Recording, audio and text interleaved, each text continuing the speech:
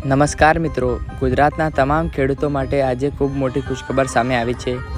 રાજ્ય સરકાર દ્વારા ખેડૂતોને વિવિધ કૃષિ, બાગાયત અને પશુપાલન સંબંધિત સહાય યોજનાઓનો લાભ આપવા માટે આઈ ખેડૂત પોર્ટલ ફરીથી ખુલ્લું મૂકવાની જાહેરાત કરવામાં આવી છે। કૃષિ મંત્રી જીતુ વાઘાણીએ જણાવ્યું છે કે વર્ષ 2026-27 માટે રાજ્યના ખેડૂતોને કુલ 148 વિવિધ ઘટકો હેઠળ સહાય મળશે। આ પોર્ટલ 27 માર્ચથી 26 એપ્રિલ 2026 સુધી ખુલ્લું રહેશે, એટલે ખેડૂતો પાસે આખો એક મહિનો અરજી કરવા માટેનો સમય રહેશે। આ યોજનાઓમાં ખેતીવાડી ખાતાના 42 ઘટકો, બાગાયત ખાતાના 94 ઘટકો અને પશુપાલન ખાતાના 12 ઘટકોનો સમાવેશ થાય છે। એટલે કે માત્ર ખેતી માટે નહીં, પરંતુ બાગાયત અને પશુપાલન કરતા ખેડૂતોને પણ સીધો લાભ મળશે।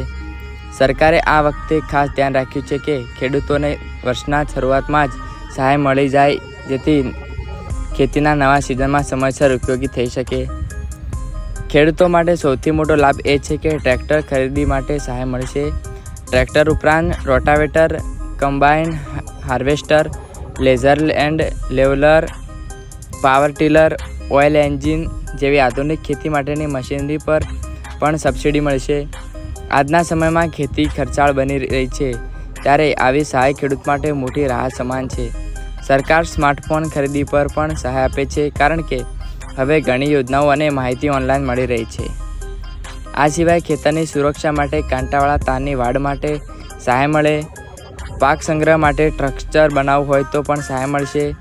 સોલાર પાવર યુનિટ અને પંપ સેટ માટે પણ ખેડૂતો અરજી કરી શકશે, જેથી વીજળી અને સિંચાઈ ખર્ચમાં ઘટાડો થાય।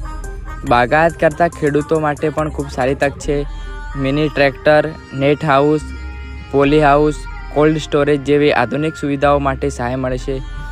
ફળ, ફૂલ અને શાકભાજી વાવેતર માટે પણ સહાય મળશે। ખાસ કરીને ડ્રેગન ફ્રૂટ અને ઓઇલ પામ જેવા પાક માટે પ્રોત્સાહન આપવામાં આવશે, કારણ કે આ પાકોમાં બજારમાં સારો નફો મળે છે। પશુપાલન કરતા મિત્રો માટે પણ સરકારે ખાસ યોજના રાખી છે। કેટલ શેડ બાંધકામ, ડેરી ફાર્મ, દૂધાળા પશુ ખરીદી, બકરા એકમ, પાડી વાછરડી ઉછેર અને મરઘા પાલન તાલીમ માટે સહાય મળશે। એટલે ખેતી સાથે પશુપાલન કરતા ખેડૂતોને ડબલ લાભ મળશે। સૌથી મહત્ત્વની વાત એ છે કે અરજી પ્રક્રિયા ખૂબ સરળ રાખવામાં આવી છે। ખેડૂત પોતે આધાર ઓથેન્ટિકેશન દ્વારા અરજી કરી શકે છે, અથવા ગ્રામ પંચાયતની મદદથી પણ નોંધણી કરાવી શકે છે। અરજી કર્યા પછી છેલ્લી તારીખ સુધી રાહ જોવાની જરૂર નહીં પડે, કારણ કે અરજીની ચકાસણી પૂર્ણ થતાં જ પાત્ર ખેડૂતને સહાય મળવાનું શરૂ થઈ જશે। તેથી તમામ ખેડૂત મિત્રો માટે વિનંતી છે કે છેલ્લી તારીખની રાહ ન જુઓ। જરૂરી દસ્તાવેજો તૈયાર રાખો: આધાર કાર્ડ, બેંક ખાતાની માહિતી, જમીનના દસ્તાવેજો અને વહેલી તકે અરજી કરો, કારણ કે જે વહેલો અરજી કરશે તેને વહેલો લાભ મળશે। આ 148 યોજનાઓ ખેડૂતો માટે ખરેખર મોટી તક છે, અને તેનો પૂરતો લાભ લેવો ખૂબ જરૂરી છે।